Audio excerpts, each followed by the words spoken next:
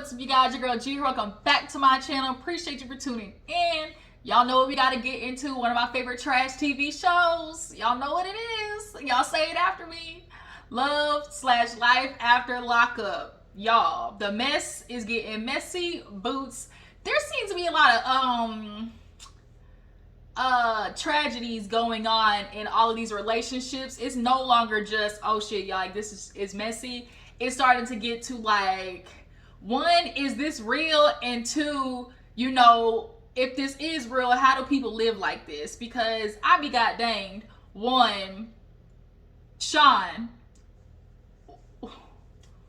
what in the American telenovela is this? The storyline keeps getting crazier and crazier with this man. And I just don't even know how a man like this, who literally seems like he eats his SpaghettiOs in alphabet order. Like, I just don't know how Shawn is quite getting all of these, you know, women to act the plumb fool over his ass. I just don't get it. I don't get it. I can't comprehend it. I could never. Okay? But we're gonna get into Love After Lockup / Life After Lockup. Nonetheless, we're gonna dissect everything. Y'all tell me what you thought about the episode. Tell me how you feel about each couple. Who is, you know, gonna make it? Who you feel like needs to just combust, you know, into thin air. So yeah, let's go ahead and get into it. If you're new to my channel, I appreciate you for tuning in. Go ahead and hit that subscribe button, become a member of the Juice Box crew. Everybody else who already is a member of the Juice Box crew, I appreciate y'all for constantly tuning in, being patient, waiting on me, you know, constantly dropping down in the comments and, you know, giving me motivation. All of it is seen and definitely much appreciated, okay? But Life After Lockup, let's get into it. So let's go ahead and get through all, you know, kind of the little smaller stories, because we did see this episode. It honestly really wasn't that much, you know. This honestly kind of felt like a filler episode. So yeah, there wasn't too many couples that had like just a lot of shit going on. So let's go ahead and get through Puppy and Amber. Basically, Puppy is in the hotel looking exactly like that, a sad ass puppy. She is fawning over this man, Eric, who literally, we can tell, is on drugs 24/7. The man's eyes are never not red. You know, like, he talks real, like, he just really gives addicted. Just real, gives me real intervention based. Like, he just... And Puppy's over here just, I don't know what to do. You know, I just love him. And, you know, the way he just left me, you know, I just really feel so stupid. And everybody's looking, you know, what am I supposed to do? Like, I can't believe I'm with a man who would do that to me. You know, like, and so, of course, Amber's like, you know, I want more for my girl. You know, my girl deserves a man who's going to really treat her right, you know? And Eric just, you know, he's on that ass. And so now she's left in the hotel with all the other ladies thinking like, okay, where do we go from here? So they're trying to cheer her up, you know, trying to party a little bit, you know, drink a little liquor, and it's not working. Yes.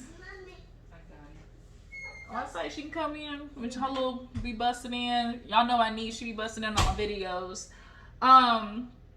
So yeah, so she is in the hotel. They're trying to get, you know, their mood a little boosted, but it's not working. Puppy is just sad, and she always looks sad, and that's the unfortunate part, is because as a person who can look at other people and see that they're struggling and going through pain, okay, y'all clearly don't know this, but here's the thing, I'm an empath. Like, I pick up on people's energies like heavy boots. Like, I feel people even when they seem to be giving off really good, I'm happy energy. Like, I'm just very sensitive to people's like stories, and when I can tell like, okay, there's something going on like deep with this person, right? And so when I look at Puppy, I literally feel it. Like, when I'm through the screen, I feel her pain, and it sucks because she's another one of those people that you're like, dang, Puppy, like, girl, bitch, you got it. Like, bitch, if you don't get your, like, you can do it. Like, you got so much potential, okay? And it's like, I hate saying that word all the time, because that's what all these, you know, men always be wanting women to be sticking around for potential. But I ain't worried about the niggas' potential. I'm worried about Puppy's, okay? And I think Puppy is just lost. You know, she clearly has never had an idea of what true love is, and now she's just like constantly accepting a man who literally proposed to her via text message. Like, literally via text message. And she was like, oh my god, it was the cutest thing. But it's like, she's like, I just don't understand, like, you know, in front of people, he's just, you know, he's just so different when it's just us two. Duh.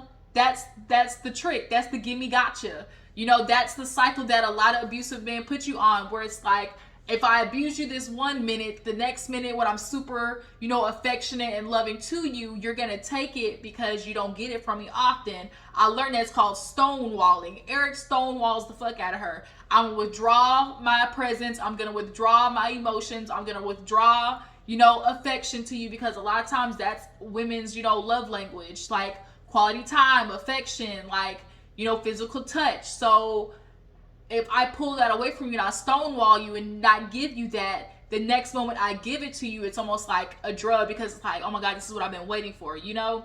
And so that's what Puppy and Eric suffer with. He is just a hot, you know, narcotic concoction mess. That nigga look like he do fentanyl, meth, and coke all at one time. Like, he just looked like he grew up chomping on Adderall by the bits, okay? But nonetheless, you know, the ladies, they gotta go, because girl, Amber, they can't stay on, you know, trying to get their parole now. Like, look, we can't go to jail for you, bitch. That's what the black girl said. I can't go to jail for you. So she ends up leaving. Eric comes back. Puppy's mad at him, and he basically gets her to, you know, melt in his hands. I mean, you're not mad at me. You're not mad at me, because she's asking about the married thing. Everybody's asking about him being married. Like, bruh, you married? And so she's trying to figure out the wife situation. And so now Puppy's like, am I the side bitch? Am I the side bitch? In my own relationship, am I the side bitch? Like, that's how she's feeling. It's like, yes, Puppy, you are. When he goes missing, where the fuck you think he going? But yeah, he come back, she forgive him, and it's like, damn, Puppy. Like, we were rooting for you. We were all rooting for you. So, moving on. We see a little scene with, girl, guess who's back?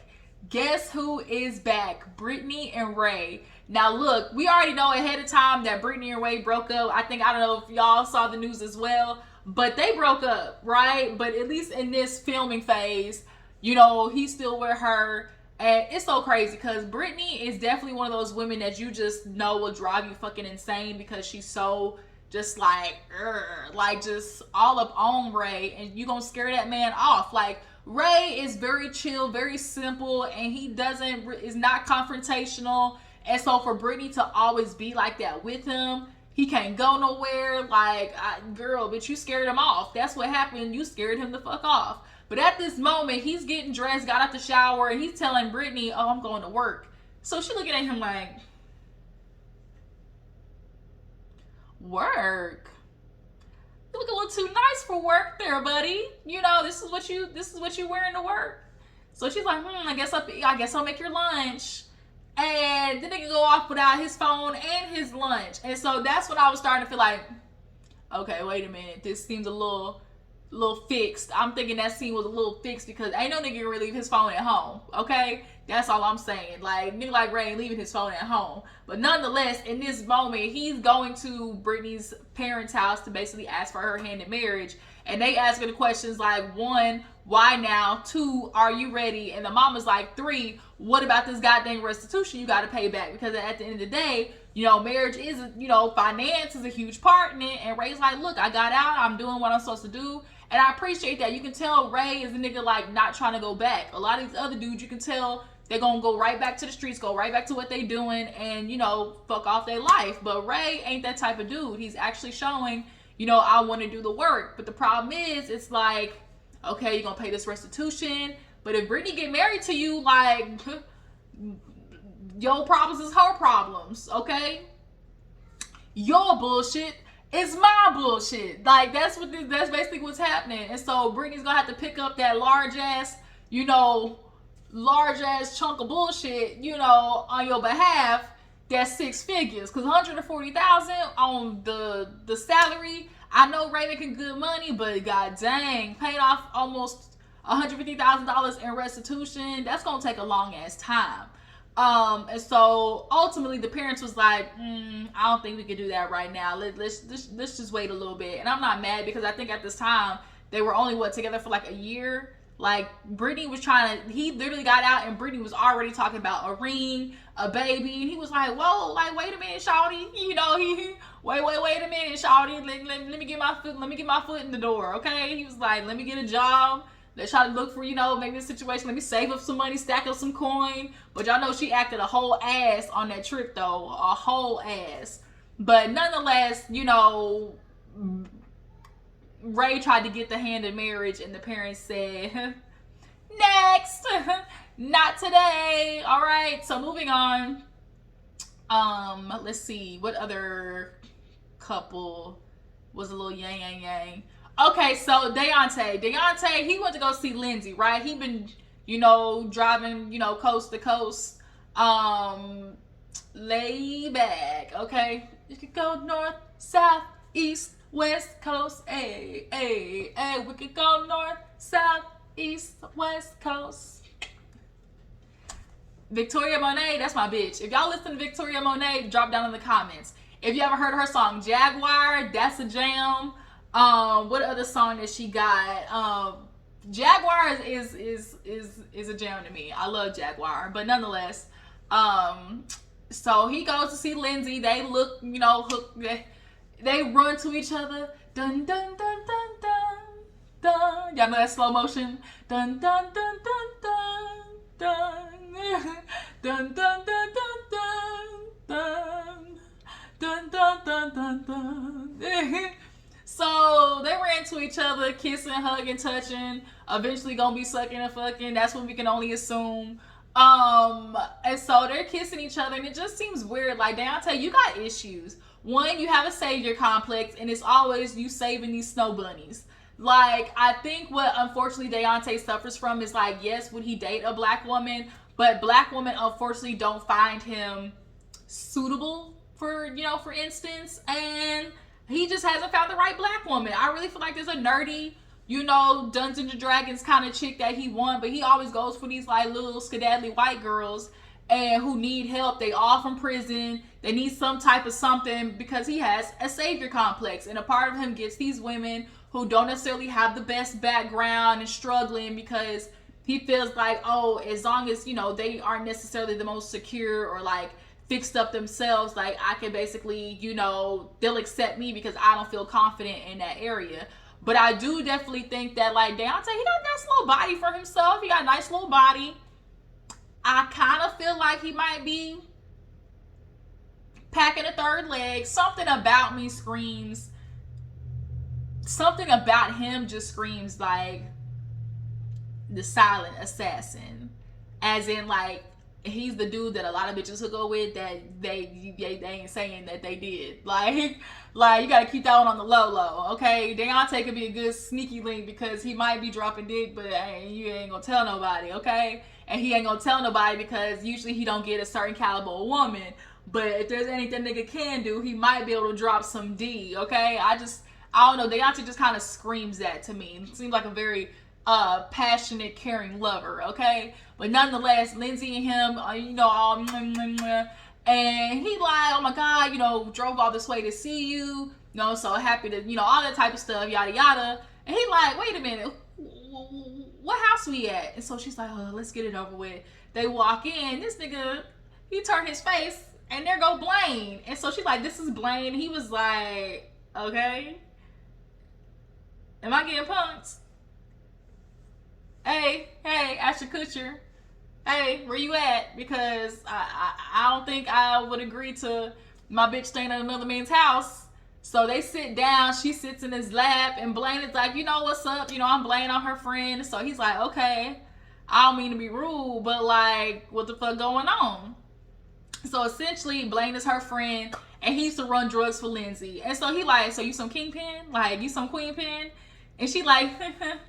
And he was like, no, but people didn't mess with Lindsey. So he's like, I thought you just did a little misdemeanor type shit. You starting to sound like you like felonies. Because what we saw of Lindsey, remember she scratched the dude's desk. She was slightly crazy, kind of stole a couple of things in his room.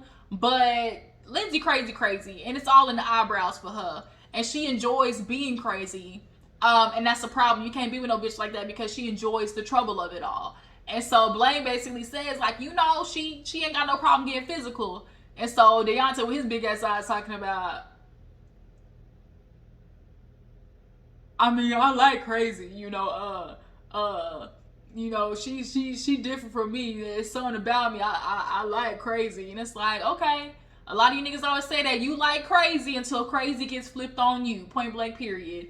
Blaine, you know, I think he's going to try to do his damnedest in making sure that, you know, Lindsey, you know, try to get her life together. But I low-key feel like Lindsey's going to drag him into some shit. That's what I feel like. I feel like Lindsey enjoys the thrill of adrenaline, which is why she's constantly telling him all of these things that she's done in the past. And then he's like, well, did you stab somebody? She's like, you want to answer to that?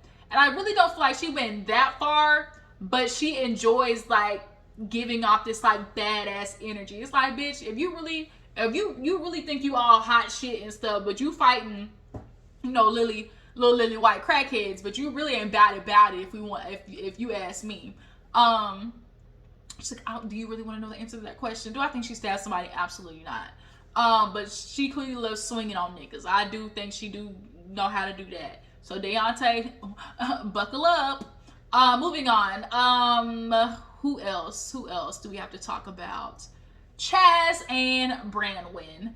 Branwin, why does she always look like she's just one slip away from just busting out into just pieces? Like, and the way she talks kills me. I just, you know, it's just like, you know, I really like him and he's gonna do a lot for me. And like, she just talks real, just struggle based. And so the girls are all talking to her basically about her future with him. And, you know, her friends low-key kind of look like struggle on a bus too.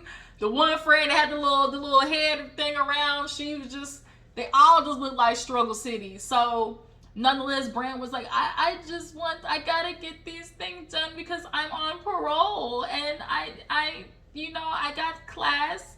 And Chazz, all he knows is he trying to Polo Chazz, Polo Tink Tink. Chazz is just a squirrel trying to get a nut. That's all it is. Like, Chazz is just a squirrel trying to get a nut. That's all it is. All he can figure out is, you know, I just want a woman alone with my wife. You know, this is like a honeymoon. And you keep trying to put it as I just want a night with my wife, you know, just us alone. But then it's like, the sex gods is working against me. Like, Chazz ain't been getting no play all his life. So when he got a woman in front of him, he trying to get to the pussy. Okay, that's what he trying to do. Trying to get to the nookie cookie. Okay? And Branwin, she still kind of uncomfortable with sex though, because remember the first time they got together, the bitch busted out in tears. So yeah, she's with her friends, and you know he's basically got everything planned. He gets to the airport, and bitch, they start delaying his flight, so he is upset. He calling Branwin to my, oh my god, you know, I just want to see you. I just want one night with my wife, and all she can think is, okay, everything's gonna be all right. Just, you know, just have a drink. And he's like, okay. So she talking to her friends, and you could tell low-key she was excited a little bit. She was like, well, I mean, just save your money. You know, I think it'd be smarter to save your money and just reschedule. And she want to reschedule so bad. But Chazz is a determined man, okay? Like I said, he's just a squirrel trying to get a nut. And it's like, that's what the friend said. When he hung up the phone, she's like, he expecting sex. Because the way he said, he's like, I just want one night with my wife. And so when she hung up, the friend was like, bitch, he wants some. He wants some. And like, that's what it is. Polo Chazz, he's just a man who's never really had a lot of women in his life. And he views like Branwin slightly out of his caliber. But that's the problem, because you're getting these women that you view slightly out of your caliber and basically trying to woo them with your money. And you get the ones that are a little bit damaged, but you get the ones that like looks wise are out of your category, but they got issues. And so you feel like your money's just at some point, you know, they're going to fall in love with you after, you know, seeing all the things that you can do for them. And it's kind of like, no, nigga, it's not going to work that way. So I think Brand was praying to the gods that he wasn't going to make it, but no. Well, there's a will, there's a motherfucking way, okay? Because Chazz showed up. She go, oh my god, babe, you're here, and I'm just so excited to see you. And the way she talks is like, bitch, you okay?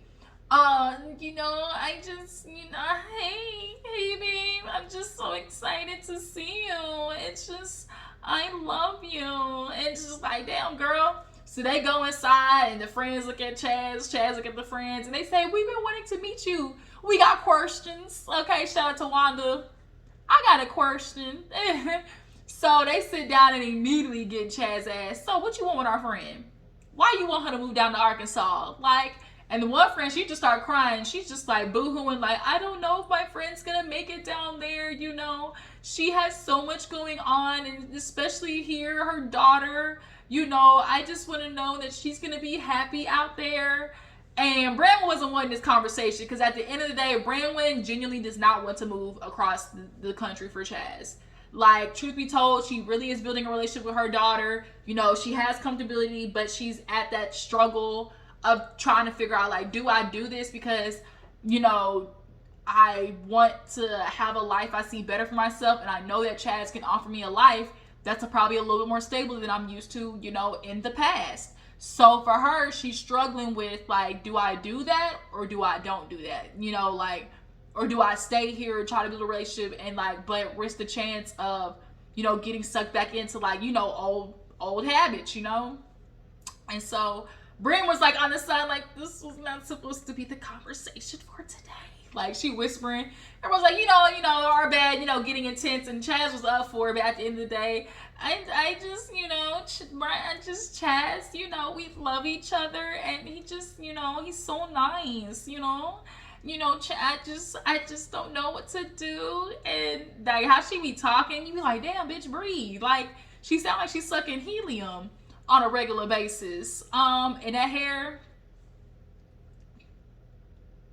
tragic. I don't know if she just took a weave and wrapped it around. I don't know what she did, but it's just like all this curly hair that was just buckled up on the side of her neck, and it was just kind of like, this ain't cute. But you know, Chazz, he go for anything. All he knows, as long as I see a woman with tits and ass, I'm gonna try to get some. Like I said, Chazz, right now in this world, just a squirrel trying to get a nut. Okay? Okay, so let's go ahead and get into Shawn, Kelly, Destiny, and his woman, Sarah. Sarah's a little cutie. Like, when you look at her, Sarah's a little cutie in comparison to who he's been dating in the past. But let's get to the real shit. Destiny done pop back up. Destiny done went and married some other man, went to jail, and as soon as she got out, she was like, we broke up when I got out, but she got pregnant. So it's kind of like, bitch, now you stuck with him, and now she's concerned of whether, you know, he's going to be there for her financially. But I'm just going to make the safe bet and say, not likely, okay? But Destiny is continuing with this motherfucking entitlement that she had from last season. Bitch, why do you feel entitled to some money? Why? This man has been sending you plenty of money while you was in prison. One, when you got out, he took care of everything. But for her, she feels like, oh, you know, one, I guess she went half on the car. Y'all really believe Destiny went half on that motherfucking new ass car? And the fact that he was able to repo it, clearly the car was in his name because you a felon, you can't get no car. But if you're asking Shawn for money constantly, oh, I need money for this, need money for this, need money for this, of course, like, okay, you saving your money, but I don't think you had money for that car like that, Destiny. Like, I really feel like you're using it as a cop-out. Like, I really do. And that's, y'all know Shawn went and repoed that motherfucking car. He said, I'm gonna go down there and I'm gonna get my car. Girl, you feel like, she's like, that's my car. And it's like, no, bitch, it's not. It's not. It's not. Who paying the car note on this shit? And I would assume Shawn. So whoever's paying the car note and whoever's name is on the car, I ain't even mad. I ain't even mad if you went half on the car, because, bitch, that's recoupment for what you did, for what he gave you while in prison and out of prison. Because, bitch, remember, he was taking care of you. So she pregnant. She's still built like an upside down isosceles triangle. And, you know, the friend's talking to her. She's thinking, like, you should just really move on. And so she was like, you know, I should really just crash the wedding because, like, that motherfucker still owes me money. And it's like, girl, just like the logic is like, how do you really feel like this man owes you money? And she's thinking about the baby, and it's like, oh, you know, I really, you know, should I just go back to work? Or, you know, should I, you know, I really need to get my money from him. And, like, she's already banking on the fact that Shawn's going to give her money. It's like, bitch, take your ass to work. Like, you don't really want to do the hard work. You want to sit there and fight with Shawn for a lump sum of money. But, bitch, after that runs out, you still going to have to get a job if you do get that from Shawn. So now she's talking about crashing the wedding. And now Shawn's talking to Sarah, and she's like, what's going on? Because the sister's like, basically giving her like, okay, are you sure you're gonna take everything that comes with my brother? You know, are you sure you know everything? And Shawn basically, you know, after she asked him, she's like, is there anything else you need to tell? Because your sister kind of was like, you ready, bitch? And so, is there anything else? So he's like, well, Destinie reached out to me. And of course, she's feeling like, how the fuck this bitch get your number? But we forgot Sarah. She's a criminal. She's a criminal, all right? She is a criminal. Gives real Ocean's 11, you know, sneaky deaky base. You know, she's like, you know, I've committed a lot of crimes. A lot of them having to do with fraudulent, you know, forgery. You know, this is what she do. Okay, this is what she do. So, but also nonetheless, she ain't blocked, so she can just go and, you know, do a little page clicking and trying to finally bounce to a page that got, you know, Shawn's information on it. So she's like, how is she calling you? And I feel bad for Shawn in this case because he's like, I don't know how this bitch got my number. I changed the number. And Destiny's like, haha, still ain't gonna work, bitch. Like, you ain't gonna, wherever you go, bitch, I'ma find you. I'ma find you, okay? So, and he's like, man, I don't know how she got my number. And of course, Sarah ain't buying it, you know, but it's like, bitch, this time he really telling the truth because Destinie, that bitch is a stalker. And so she was like, if she showed to my wedding, you know, if shit, you know, pop off, like, we gonna have a problem. And Destiny's really thinking about, like, because she's like, how funny would it be, you know, if the person was like, oh, does anybody object? And she's like, me, motherfucker, where's my money? And it's just kind of like, Destinie, bitch, if you don't get your life together, it's over. Stop trying to use Shawn as a sugar daddy. Like, it's over, bitch. Like, go to your ex, figure out what you can do and how he can get the money, you know, set up child support, the Chazz, as me and my friend call it, and leave Shawn alone. Like, you and Kelly is doing the same shit right now. Like, I'm really starting to feel like in Shawn, another one of them slow niggas that got BDE, that, like, you know, he's giving him, Shawn and Daonte give real, like, slow teas, but in the bedroom make up for it. Like, that's what I'm starting to feel like. Make up for my shortcomings elsewhere is what I'm getting. But Sarah said, look, let this bitch show up. It's gonna be hell on earth, scorched blaze, okay? We gonna have a motherfucking problem. That's what Sarah let him know. You think my hair red now? Watch, bitch. Watch me. But yeah, so last but not least, y'all, let's go ahead and get into Marcelino and Brittany. I really feel for Brittany, y'all. Brittany's another one of my, you know, people that I really feel like, damn, like, I just want her to do good. She got out. She was one of the women that was like, damn, like, I'm trying to, you know, be different, you know?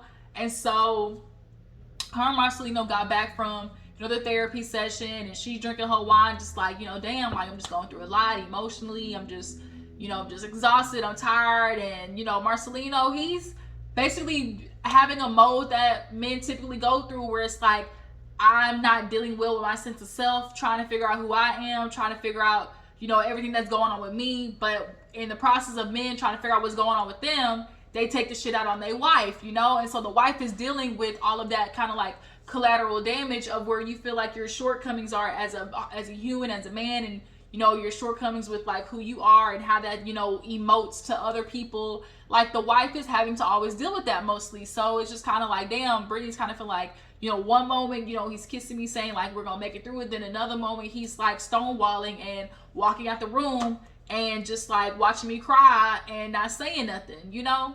So,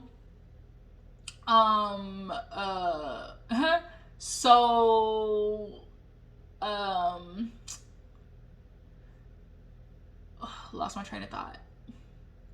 Yeah, so they're home and back from everything. They putting the kids to sleep and whatnot. And so he comes back downstairs and she's just like, you know, how's the therapy session? He's like, man, I'm gonna talk more, you know, now than I have in the last year. So she's kind of like, you know, I mean, that's better. At least that's something. He's like, look, he basically told her, bitch, I don't fuck with therapy and I'm trying, you know, just meet me halfway with the fact that at least I went and I'm trying to do something. Marcel, you know, is definitely one of those dudes who feel like, well, therapy don't work. And it's like, it only works if you let it work and actually do the work, right? And so the fact that he's not telling her, he's upset that basically she had the Mercedes experience, i.e., bitch, we supposed to have a threesome. But what I look like, you know, trying to drop D, and then you two is into each other, forgetting that I'm even there, you know, like, Coach was hot as hell. If y'all watch P Valley, drop down in the comments when Coach was pissed off that Farrah and Mercedes forgot that nigga was there. They forgot Dick was even in the building, okay?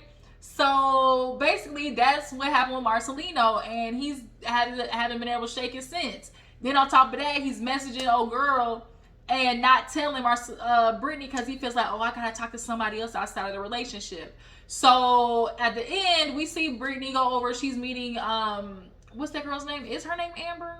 Ashley? Something like that. And another friend, and she's just like, man, I just don't know what to do with Marcelino. And the friend's like, well, you know, he messaged me in January. And she's like, what you mean? And I'm trying to think in my head, like, what are y'all filming? Because January, it can't be that far off, you know? And so he messaged her basically talking about, damn, you know, I thought the dick would have been good enough for you basically to come back. He thought, you know, she was going to be a boomerang, you know, try to spin the block. So the fact that she didn't spin the block, Marcelino, for one, felt offended because, you know, niggas think that dick is just amazing. And on top of the threesome, like, you know, they was gonna, I guess, maybe do it again. But see here, Ashley / Amber, whatever your name is, see, this is where you kind of showed your slip, because for you to sit there and say, oh, you know, I thought this was both of y'all, you a lie. You knew it was just Marcelino messaging you. And so when Brittany sees the messages, she feels obviously like sick to her stomach. Like, damn, nigga, if you really wanted to do it again, or like you were interested in her, like, I fuck with Brittany because she's just like me, where it's like, I'm so understanding that if you feel a certain type of way, that if you are, you know, like anything, like being so understanding to like, you literally can just tell me. It's just like, when you're one of those people, you start to have an issue with somebody lying unnecessarily and getting put in situations that don't have to be complicated because a person can't just like sit down and talk. And I do think Brittany is very understanding and very, you know, communicative and willing to listen to Marcelino. It's just that he is being difficult. And he's doing it on account of being a man. And like, sometimes they make shit complicated. And I know they like to say women are complicated, but men, y'all make shit difficult. Y'all do. But she called her to task. She's like, why didn't you message me? Why didn't you tell me? I thought it was both of y'all. Bitch, quit lying. You knew that was just Marcelino. You low-key went to see what the dick was like. Just say that. Just say that. Just say that. And so you might not be able to be trusted too. Both y'all niggas showed y'all slip. So she's like, oh, you know, I'm just going through a lot with my mom. Maybe getting some good coochie, you know, can help fix that. So it's like, you offered yourself up on a platter to Marcelino, I think. And I think you know that. So are you to be trusted, friend? Are you to be trusted, friend? And Brittany's like, you know, I'm so upset. Yeah, I'm mad at her, but I'm mad at Marcelino more because it's like, bitch, nigga, just tell me. Just say it, bruh. So now they heading out, and so she like, man, fuck Marcelino. I can't count how much longer am I supposed to keep dealing with this dude being difficult when I'm sitting here trying my damnedest, going to therapy with you, trying to be understanding, and like, here you are just coming with the bullshit once again. So yeah, you guys, that was life after Lockup. Y'all tell me how you feel about each of the couples. You know, do y'all believe old girl when she said she felt like she thought it was Brittany and Marcelino both messaging her? Do you guys feel like Destiny is entitled to any money from Shawn? Do you feel like Branwin is going to travel across the ocean to get with Chazz? Do you feel like she's going to decide to stay or decide to go? I appreciate all of y'all for tuning in. Y'all make sure to follow me on Instagram and Twitter, and y'all stay tuned. I will catch y'all in the next video. Deuces.